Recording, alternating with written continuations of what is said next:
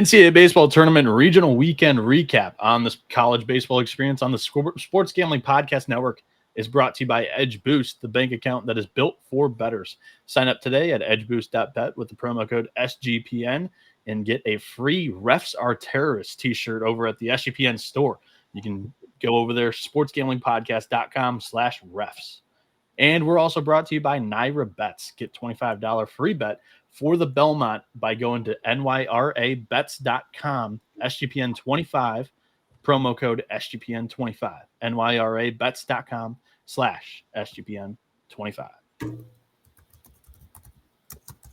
What is going on, everybody? Welcome back into the College Baseball Experience. And we're doing a special weekend recap episode after a load, just so much baseball was played this weekend. I've got, first off, my name is Noah Bieniek, and I've got my co-host here, Johnny Venezia, ready to talk about and vent on some of the performances today. Johnny, first off, I want to know how you're doing on this Sunday night and how did the weekend treat you? Yeah, I as soon as I got home tonight, I prepared myself a double shot bleach martini for all the bullshit that happened this weekend. So let's get one thing straight. For the sport of college baseball, entertainment-wise, living up to the chaos of this tournament and the unpredictability, it was on par. And yeah, I think, honestly, it went past being on par. This is what we expect this time of year, but I don't think a lot of us expected what we got. And for betting purposes, it's been awful. Flat out took a bath this weekend, missed almost every single regional winner. And the shitty part is I had a lot of upsets in the regions. I had a lot of the 2s or 3s winning, but I picked the 2, the 3-1, or I picked the 3, the 2-1. I had a handful of regional hosts going down. A lot of them did lose.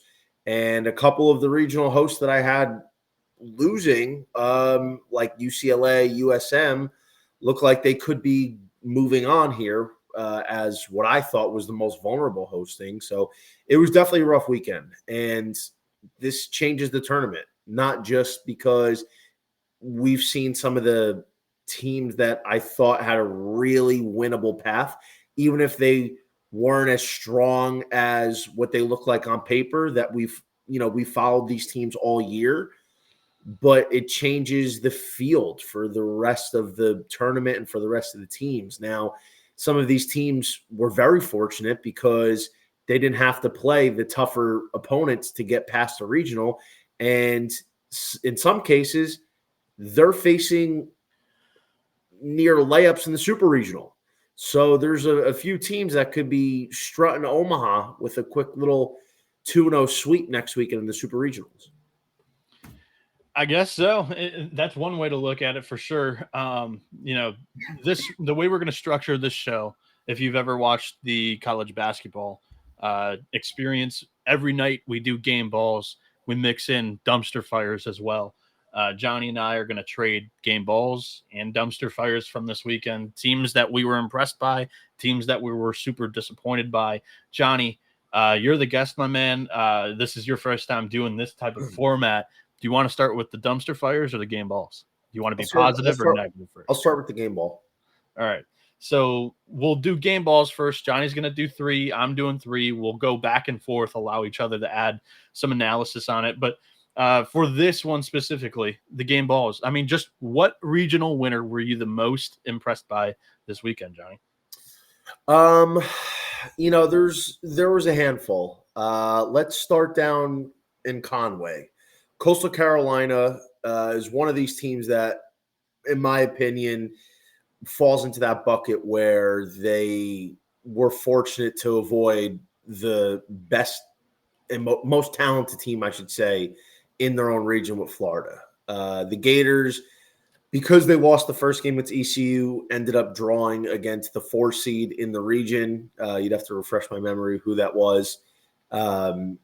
Beat them, and then come back and lose against ECU in very pathetic fashion. So Coastal Carolina did not have to face Florida.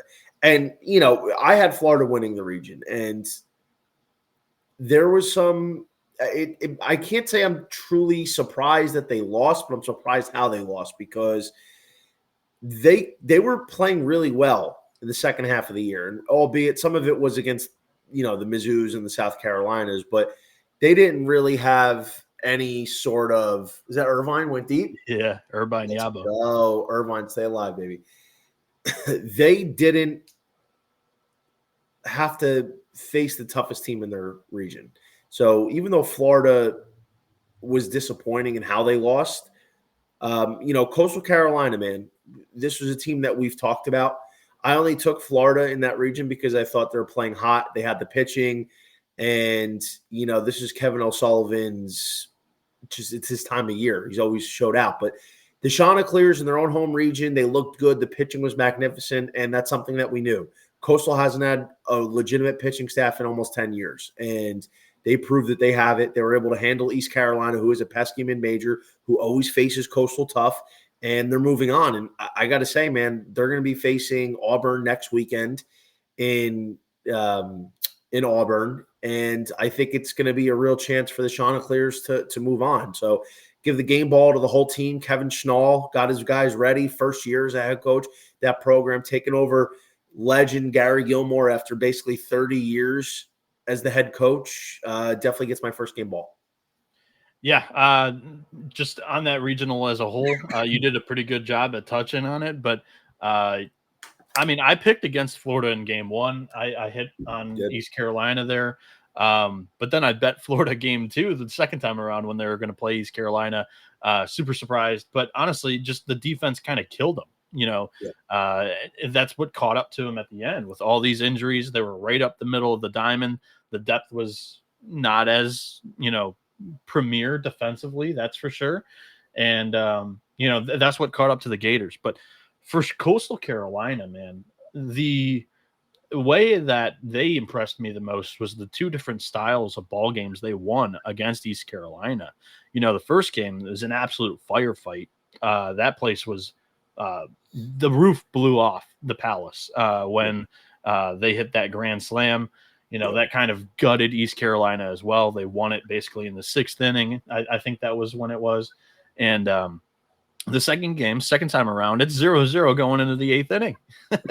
and it's a pitching duel, and Coastal was able to take that. So, yeah, I'm just super impressed by the balance that this Coastal Carolina team has. I've been talking about it all season long, but the starting rotation's good. They've got 3 or 4 trusty bullpen arms, and the lineup has its good moments, and they just need to get those clutch hits. And yeah, they could end up in the College World Series. They have Auburn on the other side, but yeah, I think that's a great game ball, Johnny. There, I want to go to Auburn, their super regional partner. I need to eat crow. I ate shit here with the Tigers, and just watching them the entire weekend completely lay warpath to my futures portfolio. In the preseason, it very well. I had Stetson as a mid-major to get to Omaha, and then I had NC State as a team in mid-season that I thought could win the national championship with the strength on the mound. The reason, one of a few reasons that I was kind of negative on Auburn was I didn't know how the young pieces would be able to perform under the bright lights in the big moment of, these type of games. And that third game against NC State, they come out and they just run up the score early, take the Wolfpack completely out of that game. The trio of freshmen in the lineup, Chris Rumbert, Bub Terrell, Chase Freilich, 10 for 14 in game 3, 8 RBI, 6 runs. The 3 of them only struck out once combined. And then what can I say about Ike Irish? Everybody knows of Ike Irish, but he had so many big hits this weekend as well. And Auburn buries me alive, basically. And now, I'm set in the super regional. I'm going to have a Michigan rooted superstar in college baseball get to Omaha, either Jacob Morrison on the mound for Coastal or Ike Irish for Auburn. So I cannot wait. I'll be out there. Johnny, Auburn gets to super regional. They sweep the regional. Listen, I had NC State, and we came into this weekend talking about, NC State 3-1, Stetson around 7-1. It was a good idea to take both of them because there's a good chance one of them could win the region. And listen, in that regard, we both said this is still likely that Auburn's going to win because Auburn is a really good team. But the reason we picked against them was because Auburn was north of minus 200. You're not going to take that team with two really live dogs in your region, also with questions of your pitching. Now, listen, let's give them their flowers. Auburn played a tremendous weekend. They kind of got hit in the face early against Central Connecticut on Friday. That was the pitching disaster game. But listen, we saw a lot of 4 seeds punch a lot of 1 seeds in the face on Friday, and not all of them responded. Auburn did. So, they deserve a lot of credit. They are a very well-coached team. Butch Thompson has done a fantastic job this year. They've always had the offense. That was never a question. The pitching's been a question. And truthfully, it still is a question. But, at least for one weekend, they were able to handle that. And, they boat raced NC State. It wasn't even close. They boat raced them. They were able to shut down Stetson, who was building momentum last night late for a potential comeback. And, let's call it what it is. Auburn did their job, and not every host did their job, especially the SEC hosts. So bravo to Auburn. Very, very well done. Flowers for you guys. I'm going to go out to Arizona and Eugene. Arizona, talking about Coastal, a team that did not have to play, in my opinion, the best or the most talented opposition in the regional. They did not have to face Oregon. I knew Oregon for me all year coming into the season was not a team I was going to bet for the College World Series. I don't bet West Coast teams. Oregon has always been missing something. They just had never seemed to get past Super Regionals in this decade here. So I didn't think Oregon was necessarily bound for Auburn, especially Omaha, especially considering the fact they're probably going to have to go to UNC, assuming UNC holds up.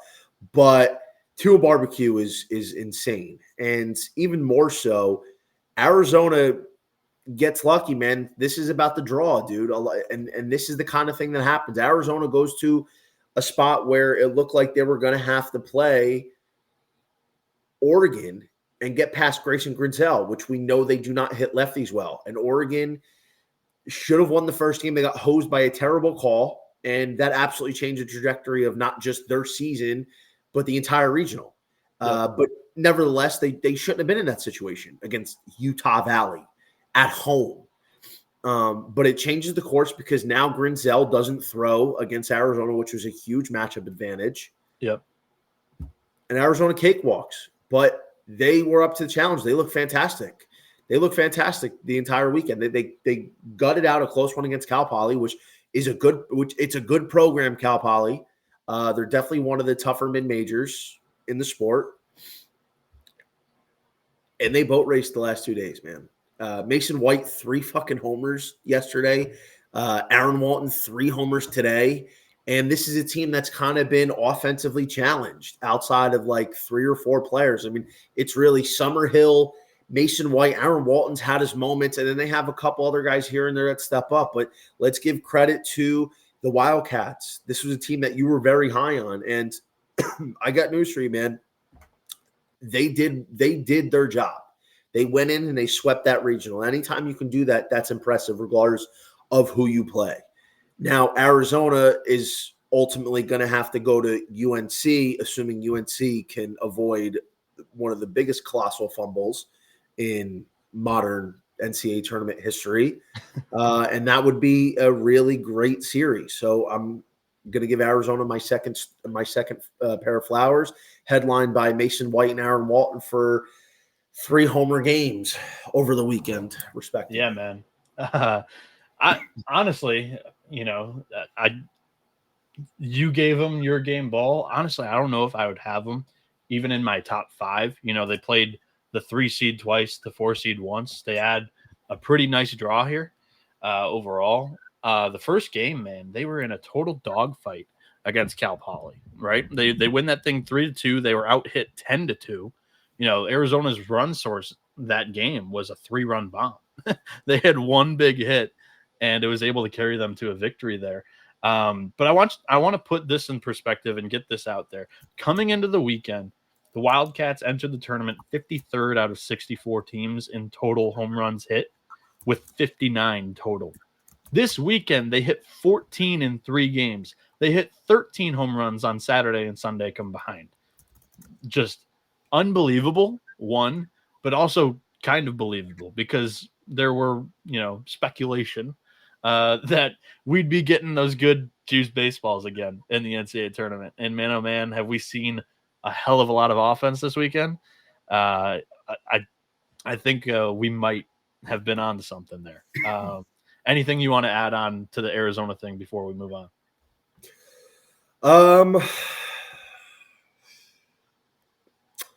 All I'll say is they're going to be tough to beat if they have these performances where they have one of their guys hitting 2 or 3 homers a night. They're going to be a tough out. Yeah. But the pitching's interesting. Owen Kramkowski he's really turned a corner.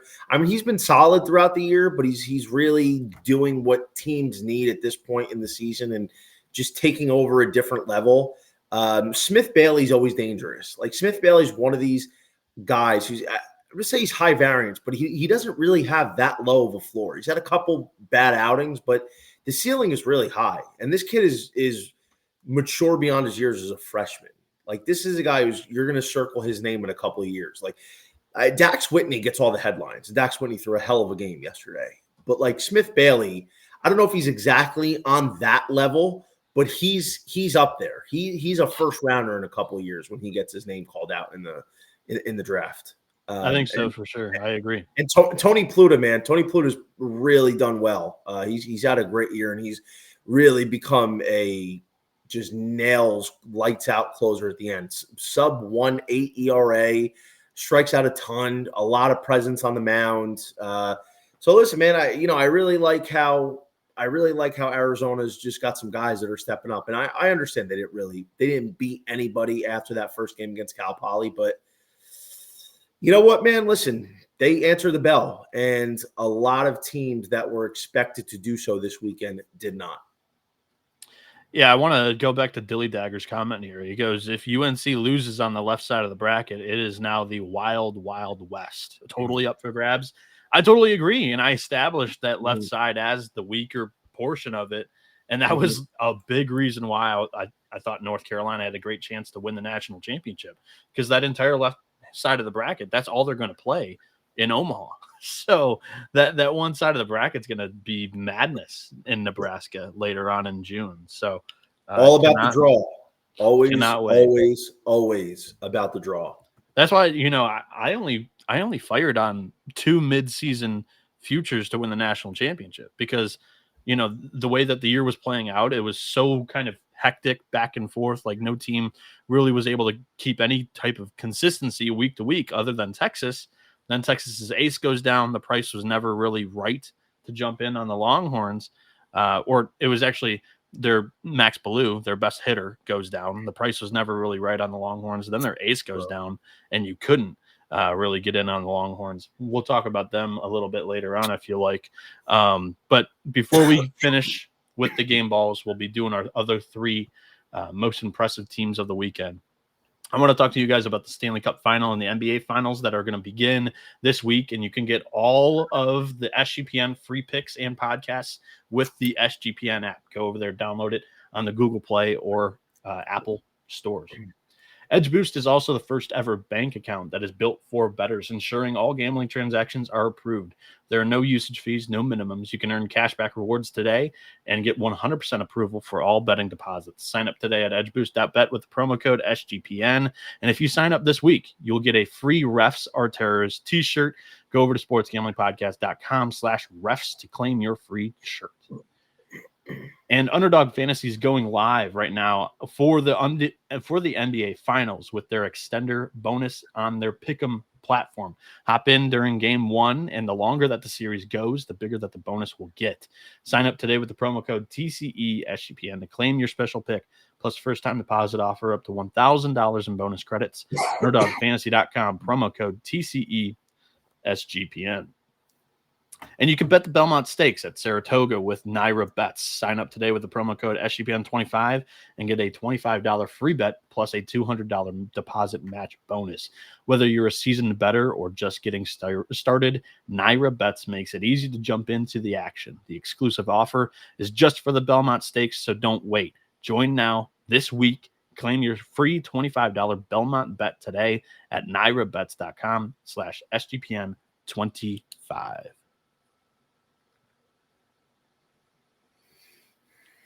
And we're back here on the College Baseball Experience. Myself, Noah Bieniek, and I'm joined alongside Johnny Venezia as we're recapping, regional weekend of the NCAA tournament. Game balls. So our first 3 game balls went to Coastal Carolina. I went to Auburn, and then Johnny followed it up with Arizona.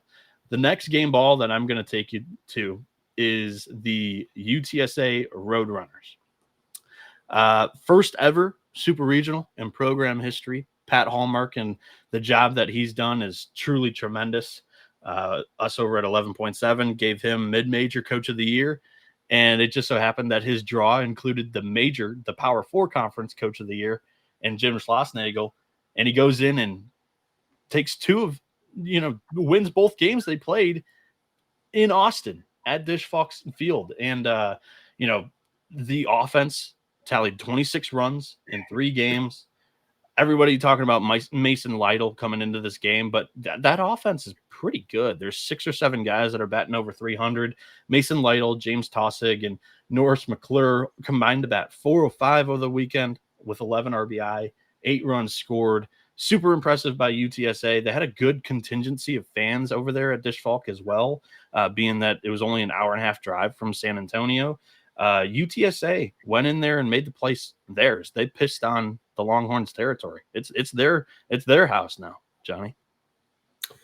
Yeah, UTSA, man. Are we getting this one mid-major that does this every year? Last year it was Evansville. The year before it was Oral Roberts. I mean, UTSA, for anybody that's really followed the sport, knows they're not.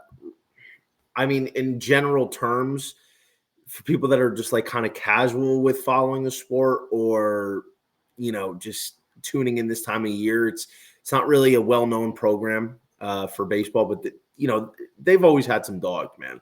Remember my boy Dylan Rock from A&M came over from UTSA, who was a star for the Aggies in 2022. But it's not really a surprise. They won the AAC regular season conference. I think they were like 20-1 at one point, because ECU was getting so much of the money, as they always do, because they're always expected to win, because there's never really any other team that emerges as anything close to a veil threat. But the Roadrunners outplayed Texas, dude. That's just what it came down to. And I hate it, because Texas was a team I really liked preseason.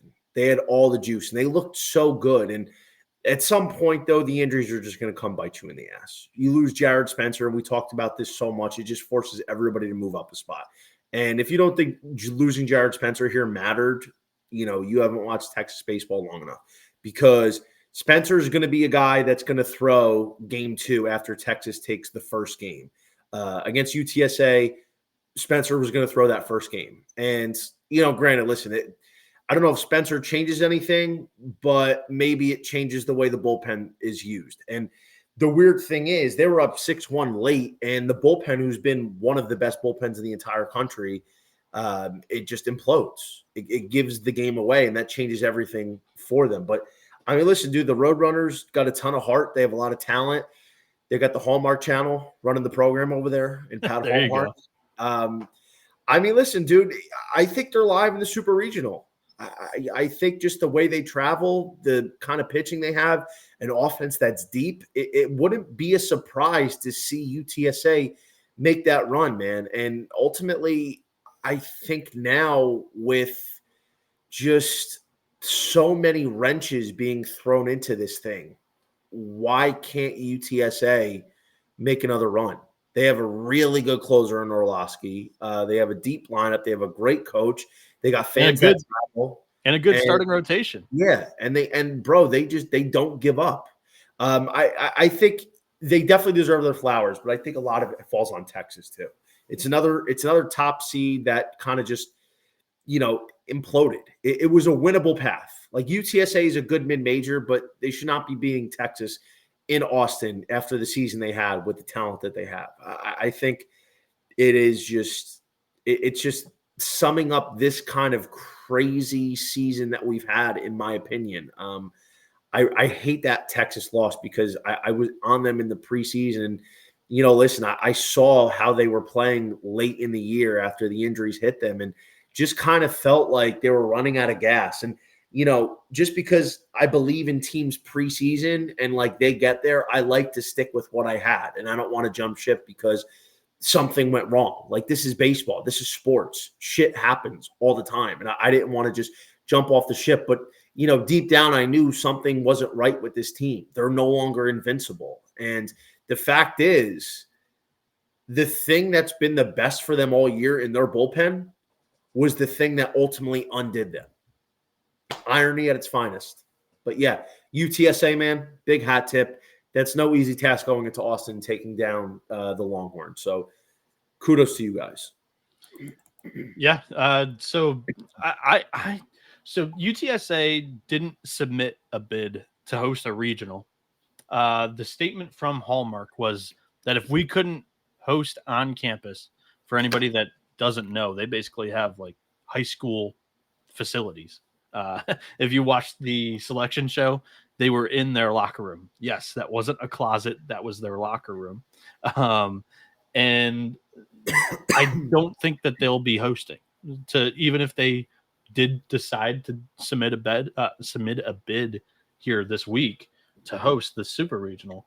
One, UCLA hosts and they're a 1 seed. They'll host the Super. But two, UC Irvine hosts and then they submit a bid. They'll win that bid.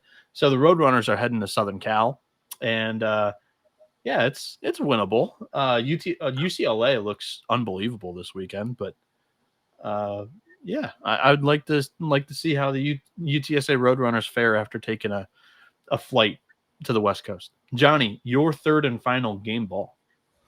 I'm looking here, and I got burned on this one because this was one of those regions where I picked a longer shot to win.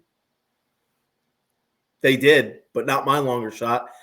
Georgia was a team I had concerns about for the second half of the year. When they were racking up all their numbers pretty much in the first half of the season, honestly, before the Auburn series, when Auburn came to town, when they were racking all these numbers up and the Georgia offense was like, well, maybe it's better than the unit they had last year when Charlie Condon was wreaking havoc on the sport and, Corey Collins and, Georgia's going to finish the job this year. Wes Johnson, his lineup's deeper and, they finally got pitching. Well, I got news for you. I had concerns coming into that weekend. I picked Auburn on Samuel Dutton Day. When the Tigers came down to the Dogs, and it was a close game. Georgia ended up winning, but I'm like, Georgia's offense, I don't know if it's as good as what we're making it out to be. They haven't faced legitimate pitching. So let's see what happens when the pitching they face is the SEC's best. The offense slowed down. Yes, there came some key injuries like Zaborowski picked up an injury, and that kind of curtailed the overall offensive production. But ultimately, the thing that was always a concern that they did not address in the offseason was the pitching. The pitching is why they didn't make it last year. The pitching was going to be the thing that did them in this year, and that's why I picked against Georgia in this region. And they were a sizable favorite. They were minus 300. And I'm like, listen, Oklahoma State, 10-1 made no sense. And, I explained, listen, they're a fundamentally flawed baseball team. From the beginning of the weekend, I'm like, this is a team that is flawed, but if they play up to their potential with the advantage of a starting rotation they have, in my opinion, was the best in the region, they got a chance. Their offense, when they play, despite being high variance, in that ballpark, they can take over. And, I thought Josh Holliday made a shit decision in not throwing Harrison Bodendorf game one, pitches off against Duke. That put them in a hole right away. Bodendorf was sick, so they didn't throw him game one because they knew they would have a second game during the weekend that they'd be able to throw him. And the second game was against the 4 seed Binghamton, so they're like, if we can't beat him, without Yeah, Bodendorf, then we don't deserve to play. So that's why he threw game 3 of the fine. weekend. And even that being the case, they battle back. They beat Duke they beat Georgia the first game in walk-off fashion, which was, I mean, that's an electric game. That's a great game regardless of which side you had, which we had Oklahoma State. Luckily, we got a fucking winner for a change this weekend. But then they're up on Duke. They're up 2-0 going to the bottom of the 8th. They bring in, I don't even remember who they pitched. They didn't even throw one of their key guys. They held Youngerman back, throws a gem, up 2-0, bottom 8, AJ Gracia homers, 2-1. Then all of a sudden, Holiday decides, hey, you know what? I'm going to bring in the guy who faced Duke in the first game on Friday and got his titties lit in Mario Pescia, which is a St. John's transfer. I have admiration for the St. John's transfers. He gets lit up. So you know what? In the clutch, we're going to go back to Pescia against a team that destroyed him just 2 days ago. And what does he do? He coughs up the lead. And I mean, the fielding was awful because there was, I think, 2 outs. It was a 2-2 count with 2 outs. And he gives up a base hit that scores the run to tie the game. That ball got in the gap, but didn't get past any of the outfielders. And somehow the kid scores from first and takes the lead. And then that's how they lose. I mean, disgusting behavior. But Flowers got to go to Duke, man. We talked about it. I personally didn't think Duke had as good of a chance as OK State or Georgia to win this region because I didn't like their pitching. I didn't think they had any dominant pitching like they had in years past. Kyle Johnson comes around, man. What? Yeah. Kyle Johnson with his best start of the year. Yeah. I mean, Kyle Johnson, the Friday guy to start the year, comes around. It's a revolving door. Duke's offense, really it's been carried by Van Wilder, a.k.a. Ben Miller, in his 6th year. Could have got a fucking nursing degree at this point. But listen, man, got to give flowers to Duke. That's a tough region to come out of. And Duke was really being the team that wasn't talked about, despite being the second favorite. I didn't like Duke coming into the year. I thought they lost too much. They started out awful. Like NC State, kind of snuck up on everybody, won like 17 games in the ACC. And then they were able to come out and win this region down in Athens against 2 very talented ball clubs. So I got to give Duke my flowers, man. That was a very, very good regional win for them. Is that through? There we go. Yeah. Come on. Let's go, Irvine. Sack up, Irvine. Come on, you motherfuckers. Tying run at the plate for the Yankees. Come on. Middle of the – I think it's Chase Call. I think it's the middle of the order. Call had 2 tatas earlier today. Let's go. Come on. Be the guy, Call. Come on, baby. Sack up. Let's go, Irvine. Dude. No, that's not Call. Who is it? Call? I want to talk about Duke though. I mean, they are going to their 4th super regional in 7 years. This was a program that still has not been to Omaha, and now, dude, they're gonna draw either Ole Miss or Murray State, and if they draw Murray State, they could very well host that super regional. I don't know if Jack Coombs is up to the standards of hosting level regulations and whatnot, but Murray State doesn't have like a great facility either. So I'm curious of what's going to happen there when both teams host or bid to host. But Wallace Clark setting the table at the top of the order, like all weekend long. He goes 9 for 14 in the regional, 2 home runs. I think they were both in that second game against Oklahoma State. He scored 4 runs, 3 RBI in the 3 games. The way that the umpires handled the AJ Gracia ejection, I think was piss poor. Like the guy took 2 steps onto the field with a hard hat on. Like, sure, it's your rule about props and whatnot, but he didn't do anything harmful, nothing taunting Oklahoma State. It was a quick yank, and now Gracia is suspended for 1 game in the Super Regional. That is. I mean, I'm sorry. It's piss poor. I'm sorry to cut you off, but no, you're good. The umpires were a complete disaster all weekend, but this region was awful in terms of officiating. Florida State and Mississippi State was really bad too. Oregon Oregon got hosed too. That Yeah. was maybe one of the worst calls I've ever seen in any sport, and that's not recency bias. That's valid. So I think we have our game is growing at a rapid pace, and it's every year it's taking a bigger step, but there are so many things that need to get worked out. Listen, we can officiate, we can call out officiating any sport. That's never going to change, but certain rules that are not necessarily game related, it's becoming a little bit of a problem. And my thing is this: AJ Gracia getting tossed. Does that happen if the antics with the Georgia-Oklahoma State game don't happen earlier in the day? All the shit that happened with UGA Oklahoma State, with the bat tossing and the staring in the dugout and the warnings and both coaches getting fired up, does the Gracia ejection happen if those antics earlier that day didn't happen? I don't know.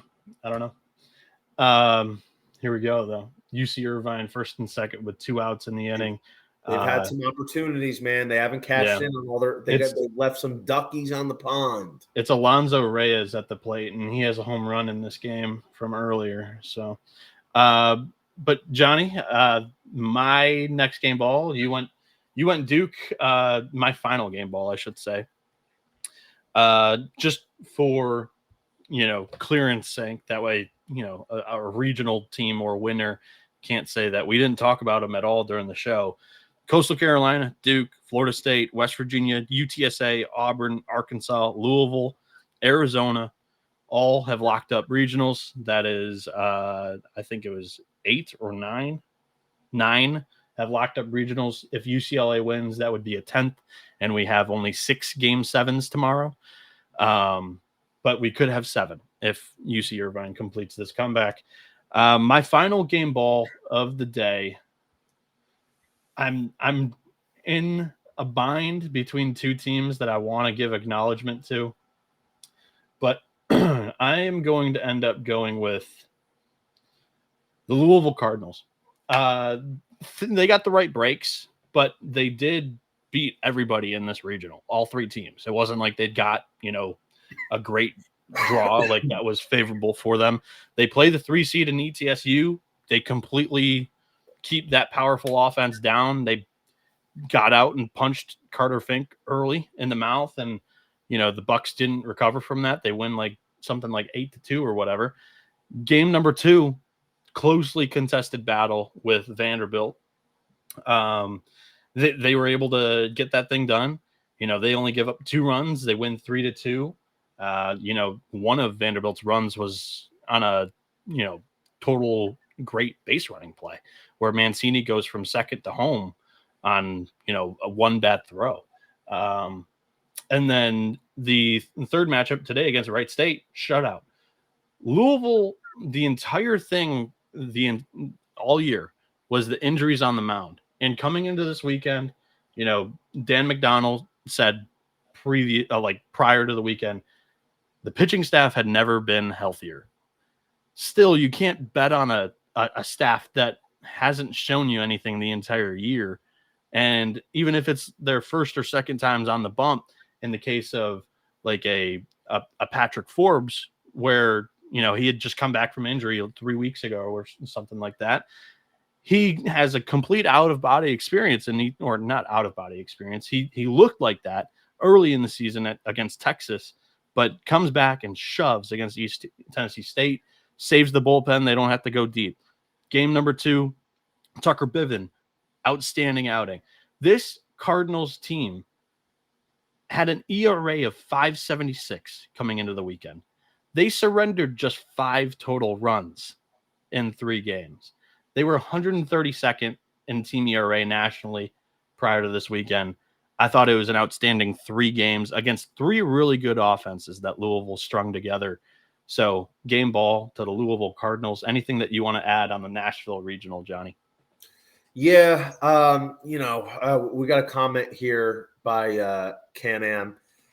Vanderbilt losing potentially on a ground rule double was terrible. That's the rule. It's just unfortunate that the ball The ball jumped up high enough to get in the stands because that's at least a tie game, and we don't know how that thing ends. And one thing we do know about Vanderbilt, if they were able to win that game today, they definitely have enough pitching to battle against Louisville and beat them twice. But, listen, you can't get down to Wright State. You're basically getting no hit through, 8 innings? They walked you 7 times through 8 innings, and you want to take up these walks and just not get anybody in and barely crack a hit on the board. I think the only hit through like 8 innings for Vanderbilt was a Brody Johnston home run. It's, that's how it goes. But let's be honest though. Oh my God, are you fucking kidding me? You took strike 3. Irvine's left the bases loaded twice tonight. Take strike 3 down the middle. What are you doing? Tough. Listen, I don't care if it's outside the zone. That is too close to take. You cannot take that pitch.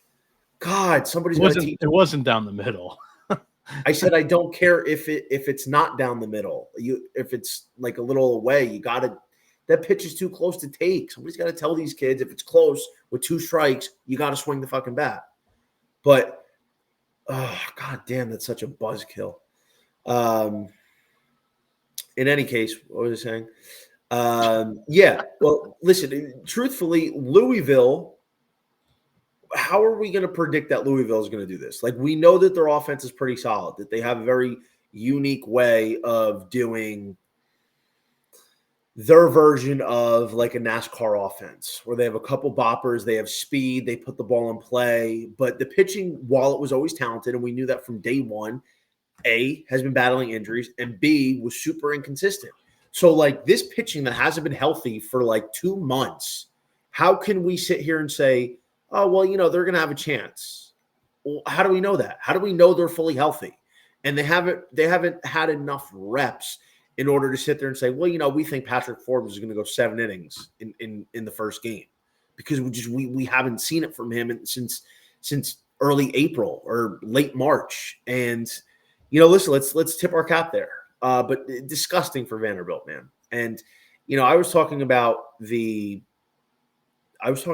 a lot, especially like last or throughout the week, like before the regional started. I think Vanderbilt was the best team we've ever seen. Like they really weren't the best team. Like the number 1 seed is reserved for the best team in college baseball. I think anybody that's followed it really knows Vanderbilt was not the best team. They were good. They had a couple big wins. They won the SEC tournament, which bought them a lot of favor. They finished the regular season hot. And then there really wasn't anybody else that convinced us. Personally, I thought LSU should have been the number 1 seed because they'd been playing like that to close out the year. But we knew Vanderbilt was a soft one. The offense has been doing this all year. This is who they've been. They had one guy batting above 300 in Riley Nelson. They had one guy with double-digit home runs.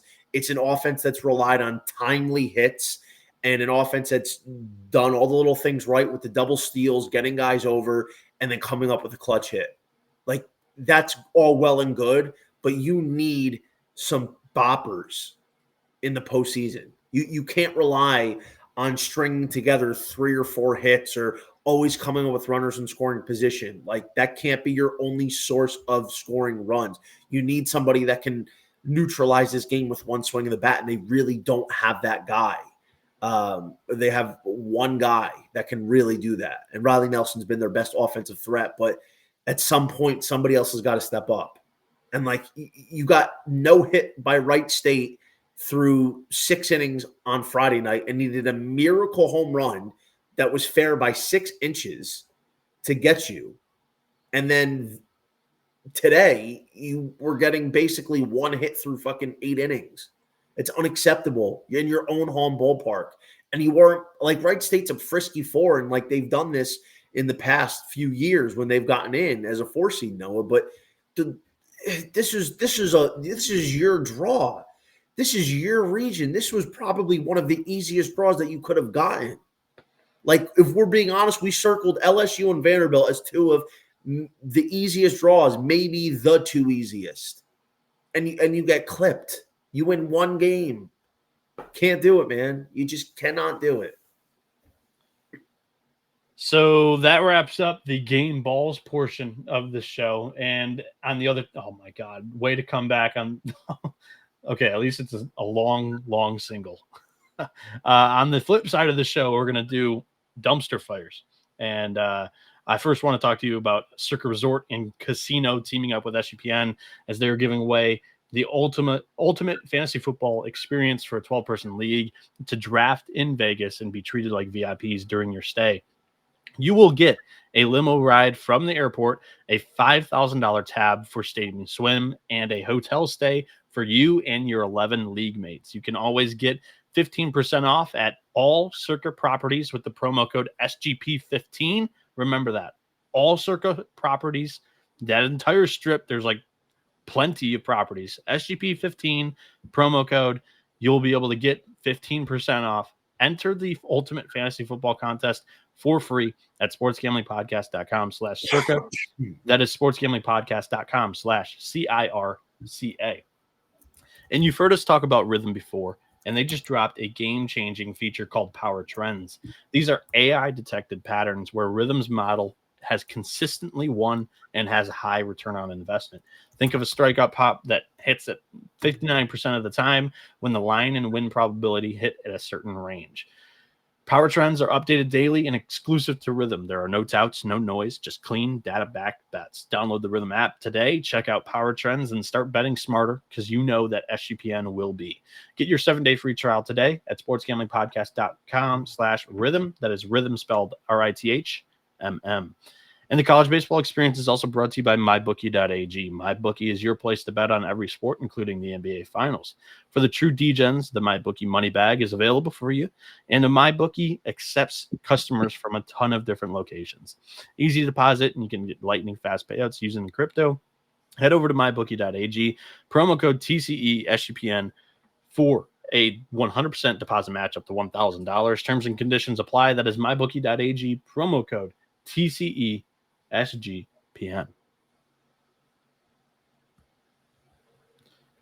And we're back here on the college baseball experience. We talked game balls, the teams that we were most impressed by over the weekend. Now we're going to do dumpster fires. 3-3 for both of us. Johnny, you're batting leadoff once again. Take me to your first dumpster fire of the weekend. Where do I start? I need a CVS receipt for this. Well, all right, I got a couple. So, let's talk about the first one. I think Oregon going 2 and barbecue in your own region, and you didn't even lose to Arizona. You lost to Utah Valley, a 4 seed. And like I said before, that call was horrible. Anson Rose gets not only called out because the catcher was blocking the entire plate and had nowhere to slide, but then gets ejected. And that, at the time, that would have been their 5th run, and then they ended up scoring a 5th run later, so that would have been the 6th run, and that would have at least tied it. That's not necessarily saying that they would have won, but one would think, they're going to find a way to win that game. But still, the next day, throwing Grayson Grinsell, one of the top 6 or 7 arms in the country, a guy who probably should have been the Big Ten pitcher of the year, not to take anything away from Joseph Jerwa, but Grayson Grinsell's been money all year. Like, I think he only allowed 12 earned runs in conference play this year. Do you know how ridiculous that is? Yeah. 12 earned runs in conference play. Before the Nebraska Big 12 conference game. Like, in regular season, he was money. And it's not like he faced a legitimate big-time offense in Cal Poly. Like, Cal Poly's a solid offense. They're a Big West offense. They bat over 300 as a team. Like, they're hit over everything else. They're not a big power team. They're not a huge speed team. They're more hit. Grayson Grinsell, just he gets annihilated. He was not sharp, and that is unacceptable. In a true elimination game, Grinsell was awful, and their offense wasn't good enough. Their offense left a lot of guys on base, and it kept pissing me off because I'm like, wow, everybody's really got the scouting report on Oregon. I don't think I've seen Oregon face anything other than a lefty all weekend. Off the top of my head, I don't know if Utah Valley threw righties or how many they threw, but what I saw from Cal Poly was all lefties the entire game. And like we talked about this, Oregon's struggle coming in was like, yeah, they're going to face a lefty, but I think they can get out of this region because while some of these teams have lefties, there's nobody of quality. They're not facing a Jamie Arnold. They're not facing a Kane Anderson. They're not facing a Liam Doyle. They're not facing anybody that's even remotely close to being a top 3-round pick as a left-handed pitcher in this region. Yet Cal Poly sends 2 or 3 lefties against them deployed, ready to go, and silences their offense, which is it's unbelievable.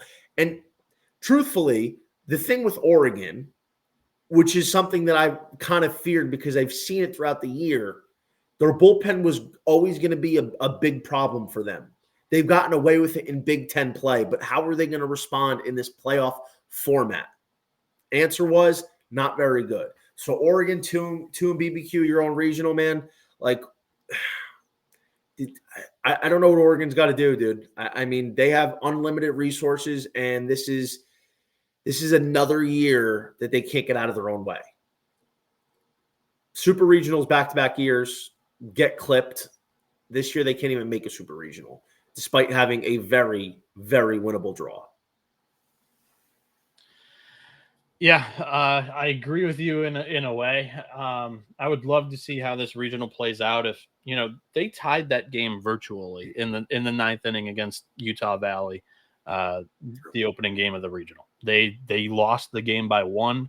They had the winning run. I think the tying run on second, the winning run at first when the 3rd out was made in the 9th inning, and just make that the winning run on second and 2 extra runs on first. If that run had scored in the 7th inning. And if that 7th inning still goes on, I think they had 2 runners on in that inning too. It completely halted a rally. I will say devil's advocate, like Anson Arrows, I love the guy. Met him in person, had him on Pencil Talk. The slide was a pretty weak attempt at a slide because he just goes down on his knee and then tumbles over the catcher. But he didn't have anywhere to go. So that's the other thing. I loved Mark Wasikowski's reaction to, being asked about the play. He goes, umpire said it came from Pittsburgh. And he's nodding with a stupid ass smile. And then he doubled down on it on the next question. He goes, came from Pittsburgh. They said their hands were tied. It's like, oh, where's he going to slide? The guy's blocking the plate. He's what happens is if he slides, he's clearly not going to be able to touch the base. He's going to be out. And it's like, well, he's out because he tried to slide to follow the bullshit rule that's clearly fake. And it's so up for interpretation. It's just not real. And he would have slid because he couldn't touch the base. And well, he got tagged out. Well, it was a lose-lose. Let's make trucking catchers a part of the game again. It builds character. And what Wasikowski was talking about in the press conference, he goes, he was playing hard. That was the first time ever in baseball that I think somebody's been punished for playing hard.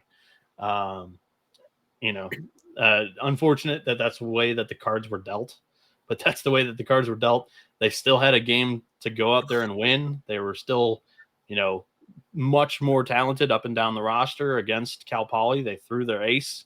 They should have won that game, and they did not. So I agree with that being a dumpster fire, but I wouldn't have given it the number 1 dumpster fire.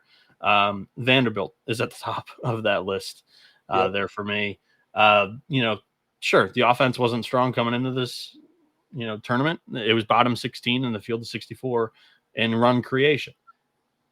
You still got to go out there and put up some offense against Wright State.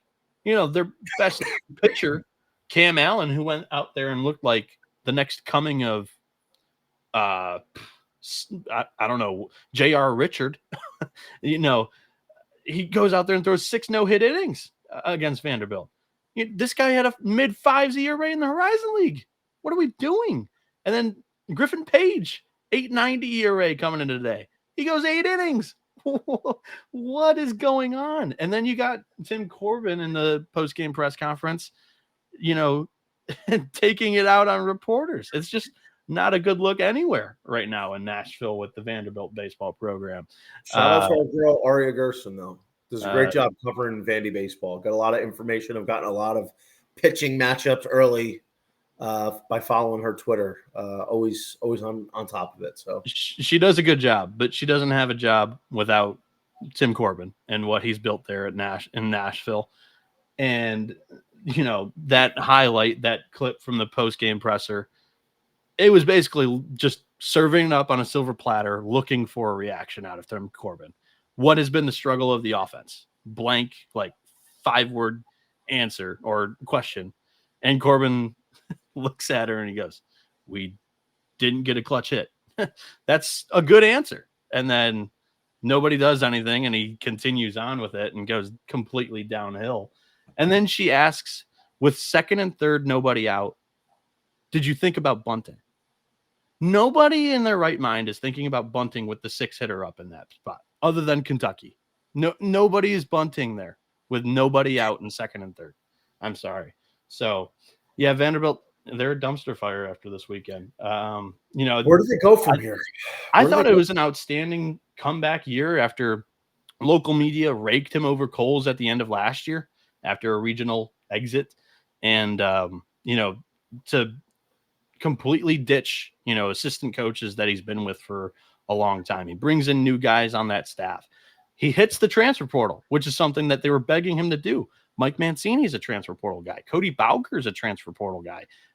Connor Fennell's a transfer portal guy. By the way, they bring in Fennell in that game too, and they have to go with their game 4 starter in the third game.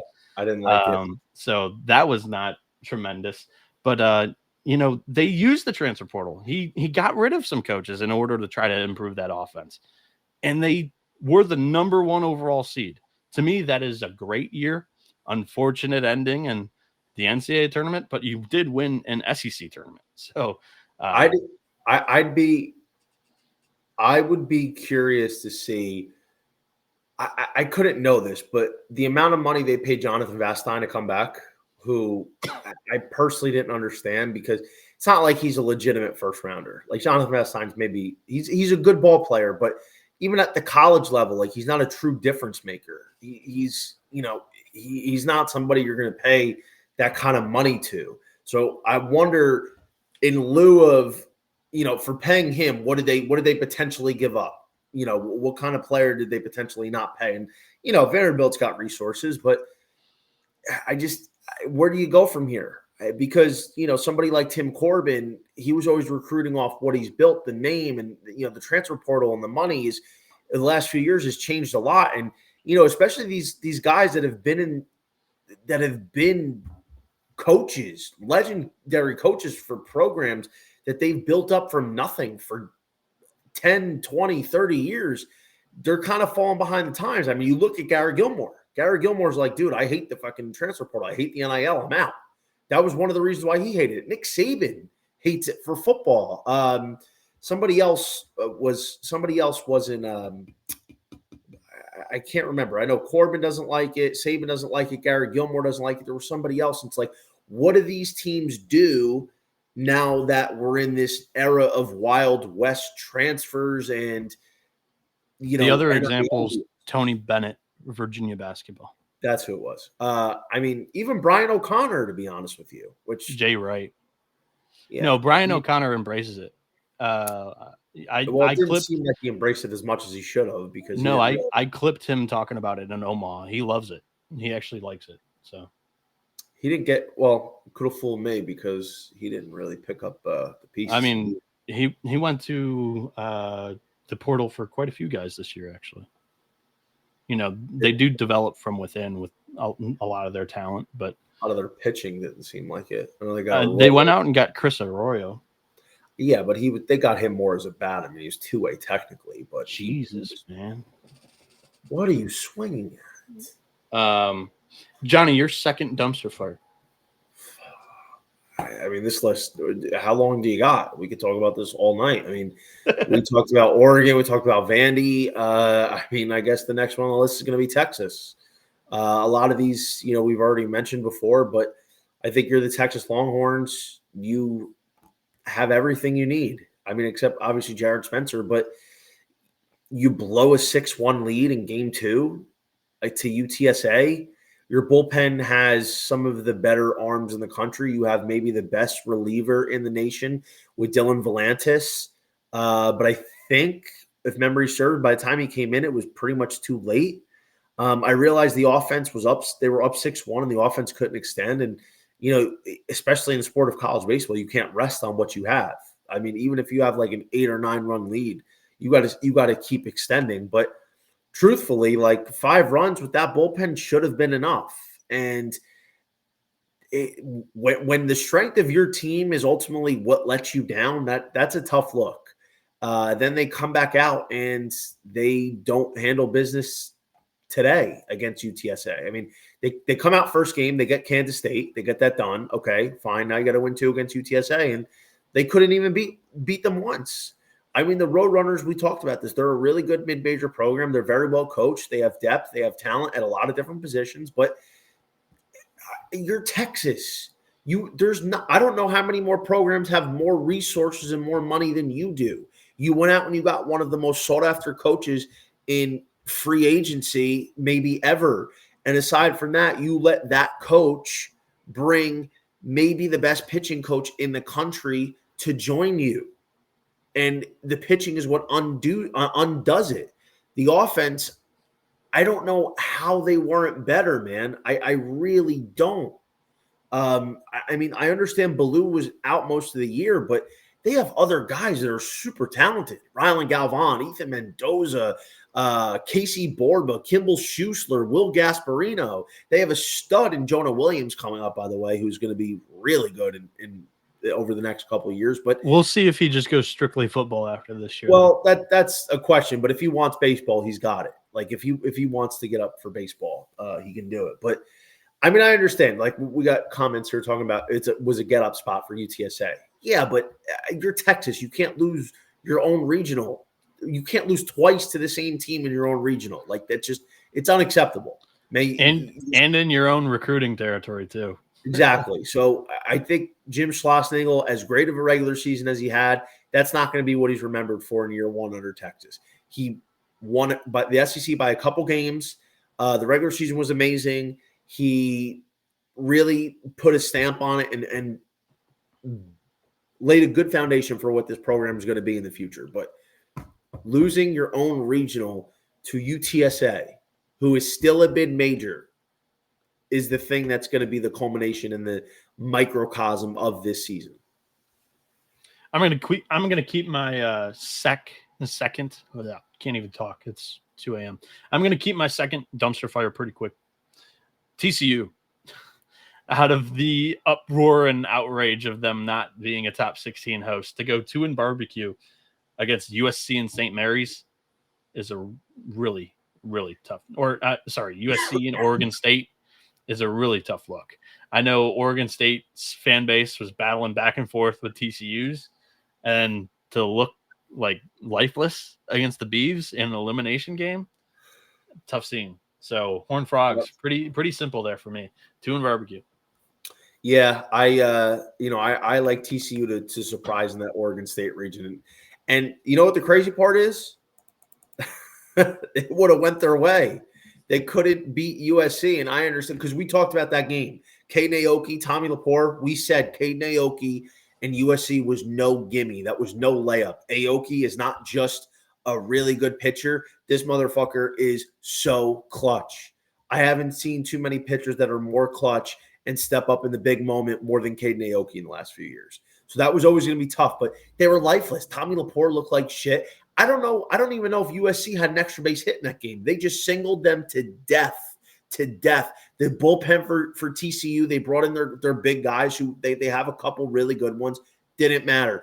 Aoki dotted them for 8 innings. Their offense was just pathetic, which is basically what they've been for most of the year. They've had a couple weekends where they busted out. And then in the elimination game, Oregon State dry humped them.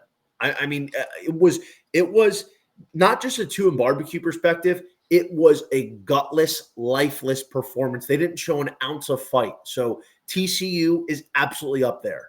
Absolutely. They had a chance to get past USC. If they were able to do that, would have faced St. Mary's in the 1-0 game and then would have been able to get to 2-0, had a good chance to get to 2-0, and then had a couple chances to win one more to move on to the Supers. TCU, dude, that is a program that's that they got to change, man. Something's got to change with them because, listen, since they went to Omaha a couple of years ago, which was really just in a lightning in a bottle, one of those magical runs, they've really not done anything. You were better off missing the tournament than what they put up this year. Like you would have been better off. Like the way they got bounced, they're at the very top of the list of teams that had the worst performance this weekend. No question. All right, Johnny, your third dumpster fire. Keep it quick. We still got a packed show that we want to get to. Fuck. Oh my God, it's 2:30 Eastern time. Luckily, I work from home tomorrow. Yeah, we're gonna. Oh my God, they just threw that ball away. You're ahead of me by like half. God, Irvine's done this. I think I'll probably add Irvine on this list, to be honest. I mean, dude, there's a couple teams. I mean, I could talk about Kansas. I could talk about several other teams, but preemptively, let's throw Irvine on there. UC Irvine, dude. I mean, I had UCLA as one of the top hosts on Upset Alert this weekend. I think we were wrong about that, by the way. I think UCLA. I'm still not sold on UCLA. Listen, they played a great weekend. They played a lot better than I thought. Fresno State had chances all game and then just ended up getting boat raced. But for me, UC Irvine should have won that game against ASU. They left a dozen runners on base. They had Ben Jacobs on the ropes, second and third, one out. Couldn't get anybody in. Their pitching was pretty good. They end up winning earlier today. And then look at this, man. Like their pitching got shelled early. Their offense battled back, but their offense left the bases loaded twice. Their offense left the bases loaded. And they've had so many opportunities. And like, I think Irvine's a better team, more complete than Arizona, even though ASU, like I've said, was the most talented team in this region. And like, listen, I don't really think UCLA is that good. And maybe they'll make me eat my words because assuming they win, they're going to have a very winnable matchup to get to Omaha next week against UTSA, which, by the way, they will be hosting. So, that's probably the most likely scenario. But I think UC Irvine, man, like this was a team that was potentially heading for a top 8 national seed before that UC San Diego series. Their final 3 weeks have been disgusting. And the only reason I said, Irvine, because I felt like they could rise above. They have a really good lineup. They have good pitching that's pretty fairly deep in the starting rotation at least. And they have a fantastic bullpen Swiss Army knife from Ricky Ojeda, Big West pitcher of the year, but can't execute in key situations. UC Irvine, I know there's bigger dumpster fires. Clemson's one of them. So if you want to talk about Clemson, I was so disappointed in Irvine and their situational baseball because this is what they've done all year is execute situationally and are able to dismantle teams because they come at you so many different ways. UCLA is a very beatable team, and they couldn't even take advantage of the 12 opportunities they've had tonight. So UC Irvine is my dumpster fire because I expected more from them. Yeah, I'm surprised that you went UC Irvine, honestly, but you left this one up on a tee for me. I didn't want to do this to Clemson. I like Clemson and their program. I do. I like them. It was not their year. I think they played above my expectation, honestly, getting a whatever seed, 11th seed or 10th seed.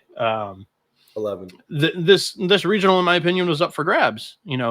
Gut reaction pod, I had West Virginia. Then after some research, I took Kentucky. I didn't expect Kentucky or Clemson to get out of this regional. I thought they were dealt a shit hand from the beginning of the year when 2 of their top 3 starting pitchers go down with an injury. And then Ethan Darden gets hurt mid-year. And then, just this weekend. Look, you were in that game against West Virginia. And West Virginia ended up taking it from him. West Virginia played outstanding. West Virginia played outstanding in game 2. And it was back and forth affair. West Virginia then, tacks on the runs in the 9th inning there. And I'm disappointed in the fans leaving. We know this Clemson team does not give in ever. They had the winning run at the plate. What are we doing? With Lucas Malstead, though, Noah, they had Malstead up with a lead. They gave up like 5 runs in the innings 8 and 9 combined, and they had a lead with their closer. Malstead hadn't been dominant the last 3 weeks. I've been screaming this from the mountaintop. He hadn't. Since the Florida State series, he's been getting hit. So Clemson was overrated, in my opinion. And honestly, I was out on them in the beginning. Like, nobody loves Clemson and Eric Bakich more than I do. It just I thought they were a bit overrated this year. And we saw it play out this weekend. You have probably more animated thoughts against Clemson this weekend than I do. Go ahead. I do. I just, listen, it's not just a talent thing. I knew Clemson was very vulnerable. That's why I had Clemson losing next weekend in the Super Regional to LSU, assuming LSU got passed. And LSU would play Clemson if that was ultimately going to be the thing. But yeah, I mean, that's not a shoe-in. Mighty Little Rock. Come on, baby. Oh, I'd be so mad. No, not Little Rock, please. Please. I need one of my big teams to get in, please. I had a bad enough weekend already. But I don't know. Listen, dude, I had Clemson winning this region because I had them going to Omaha preseason. And truthfully, that wasn't the reason why I picked them to win this region.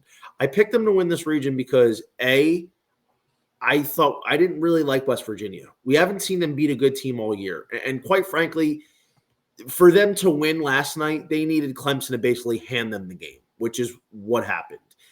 Kentucky, I felt like was live because, frankly, they're like cockroaches.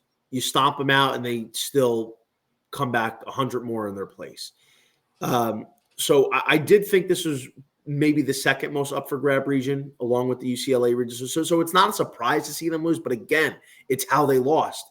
Like today against Kentucky in an elimination game, you're up 2-0 early. How do you lose the way you do? First of all, they got blown out, but half of their runs they gave up were all defensive errors. Like Kentucky grabbed their first 6 or 7 runs off pure nonsense by Clemson's defense, throwing the ball around, can't hit a cutoff man, can't hit the catcher on a rope or on a fly even from the shallow outfield to gun down a runner. They're throwing the ball around like it's the way they lost. The defensive performance from Clemson was unbelievable. And then on top of that, you're going to let the Kentucky pitching just dot you up. Basically, if there was a run rule here, they would have got run ruled.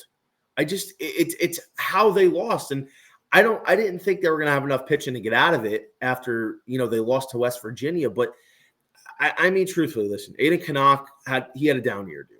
I mean, that's just what it is. Canuck needed to be Superman for them.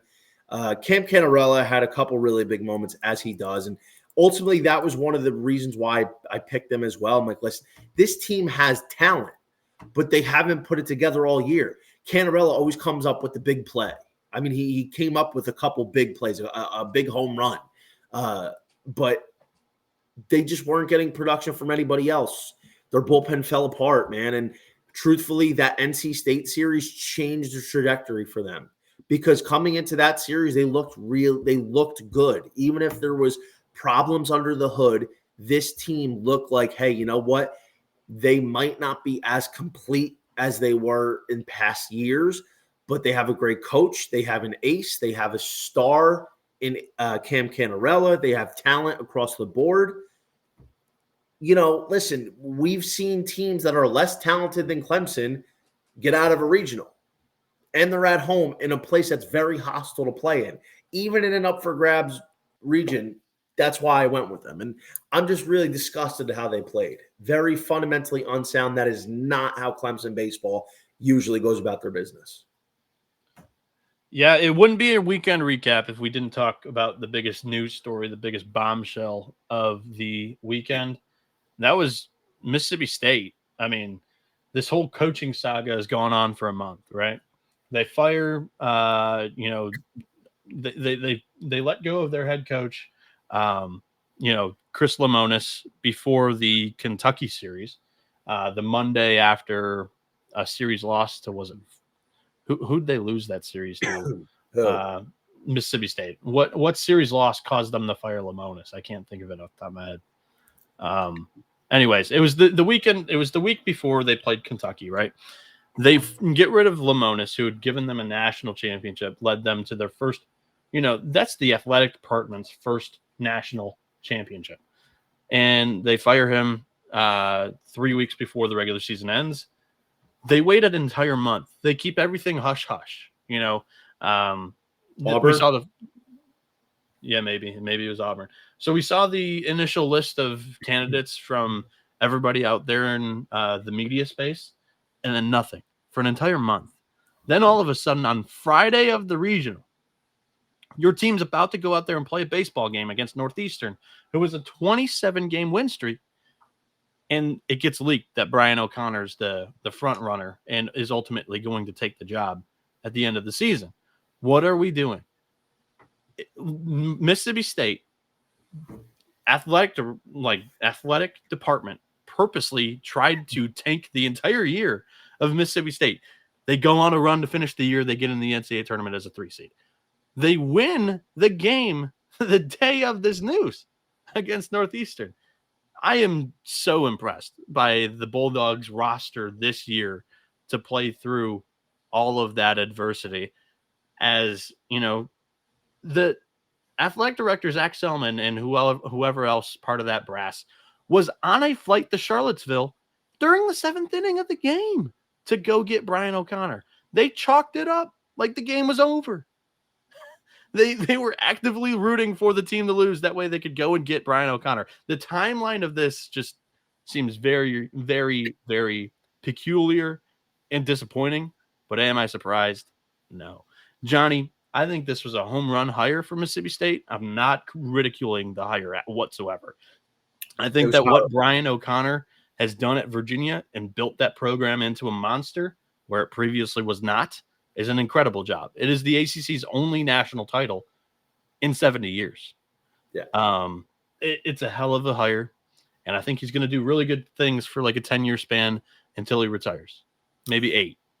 Your thoughts? Yeah, I mean, he's a Hall of Fame coach, man. I mean, he's one of the best to ever do it. There's a reason why he was at Virginia for over 20 years. He is the face of Virginia baseball. I mean, what was that program before he got there? And look how many stars, look how many MLB players he's turned out. I mean, this guy's had so much success. And, listen, I was big on Virginia coming into the year, and I don't think a lot fell their way. I think just some injuries happened, and a couple guys that they were expecting to be good, especially on the mound, weren't. It didn't seem like UVA was focused coming out of this year. And you don't know what goes on behind the scenes. Like, I have no idea if Brian O'Connor came into this year thinking it was his last and maybe the energy was off. I don't know, because I'm not in the building. It just, something seemed off about UVA this year, and we both agree that they should have been in. I really liked them coming into this year. But in any case, Brian O'Connor is bolting to Mississippi State. I think this is the hire, man. Like, there wasn't a better guy to go get if you're Mississippi State. You get rid of Chris Lemonis, who did deliver you a 2021 title run. And I was honestly calling for Lemonis to go last year. I don't like to do that, but just watching Mississippi State, I thought they needed a change. I thought this program, considering how great it is and how much potential it has, the resources they have, which is something that Brian O'Connor didn't have nearly enough of at UVA, is going to have unlimited funds and whatever the hell he wants at this program down in Starkville. So it's a home run hire. I expect him to get to work right away, dude. And I think, like a lot of people, that Mississippi State will be a big player next year. I think they're going to get back to being a team that's going to be a force to be reckoned with. What I wonder is who comes over with him from UVA. Does he bring Aiden Teal? Does he bring Henry Ford? I know some of the people in our group chat think Ford's going to go to the draft.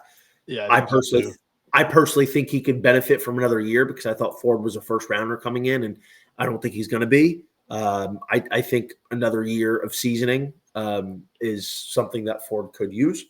But in any case, Ford's a homegrown kid though in Virginia, Charlottesville. Like, he was a Virginia fan, went to the College World Series that they won. I get it, man, but it's a business decision. It's a business decision. I get it. He could stay. He could go to the draft. I totally understand. I'm just saying, like, potential, like, who comes with him.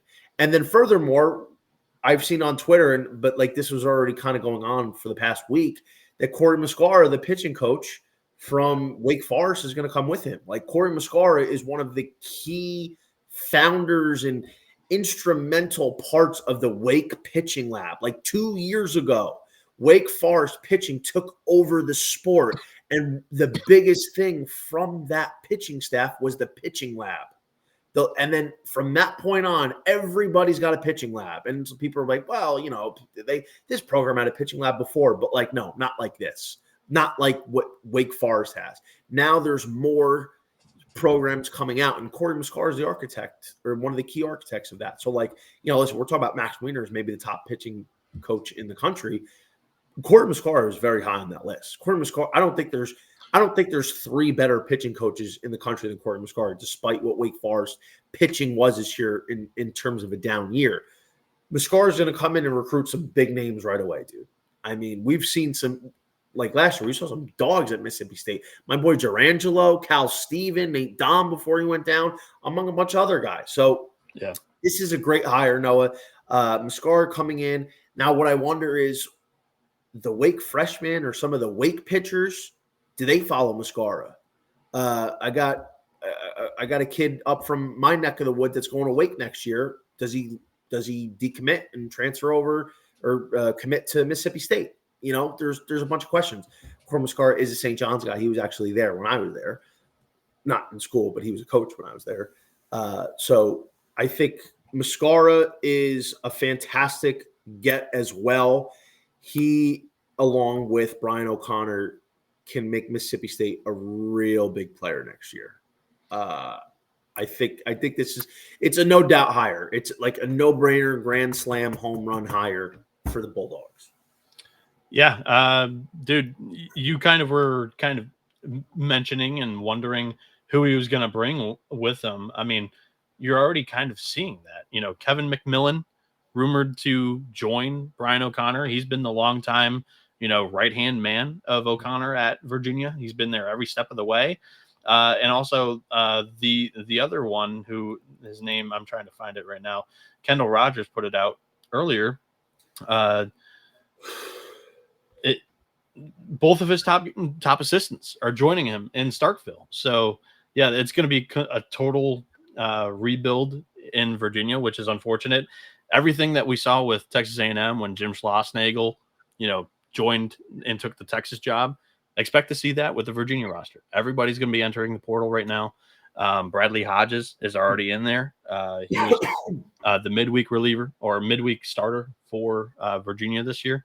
That's a solid arm, and now is available for anybody to reach out to and contact. And that's I don't know, quite a development in the college baseball world. Johnny, we have 6 games to talk about for the Monday Game 7 slate in the regionals. We just saw UCLA take down UC Irvine. I mean, UCLA dropped 38 runs this weekend in 3 games. Outstanding weekend for the Bruins. I tipped my cap. That was a team that I bet against. But we've got 7 games.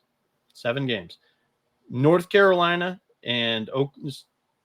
Are these confirmed times? It looks like we've got confirmed times. So North Carolina, Oklahoma, 3 p.m.